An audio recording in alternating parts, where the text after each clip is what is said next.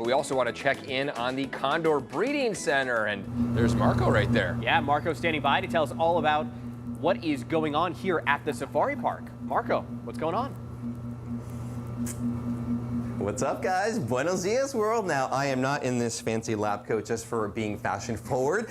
We are at Condor Breeding Center. Not just anywhere in Condor Breeding Center. We are in the incubation part of our facility here. And Nora, a wildlife care specialist, is going to help me because today we're going to egg-explore about eggs today. And in fact, we brought, I thought you would like that. And right now, before I show you sort of like the process of why we have an incubation facility here, I wanted to show you the variety of dummy eggs. Now, by dummy eggs, we're not using real eggs for this segment here. I want to point out that we're very artistic as well. Different types of eggs, because birds lay in different manners, and it could be maybe a condor dummy egg versus maybe a kua egg as an example. And eggs, they're like phenomenal, nature's best way, I think, of producing a wonderful bird, right? And what a great way. It's completely compact here. There's a lot of science involved in eggs, from the eggshell, the calcium, versus the layer that is in between where it protects the yolk of the baby chick developing inside. But even the pigmentation, I'm going to get a little closer. Look at this.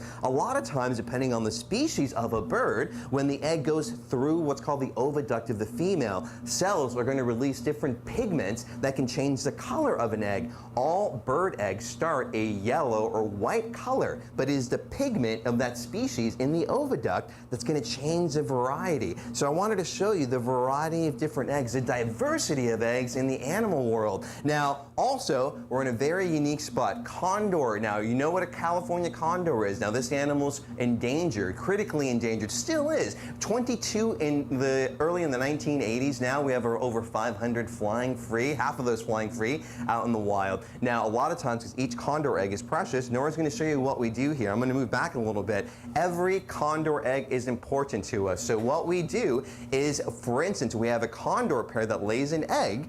We will remove the egg under the parents, switch them with what's called a dummy egg, like the one Nora is using now. And you're probably wondering, why do we do that? Well, because every egg is so important for this breeding program that we can actually put the live eggs under incubation areas, right, Nora? Yeah. And that really works out, you guys. Now watch what Nora's going to do right now.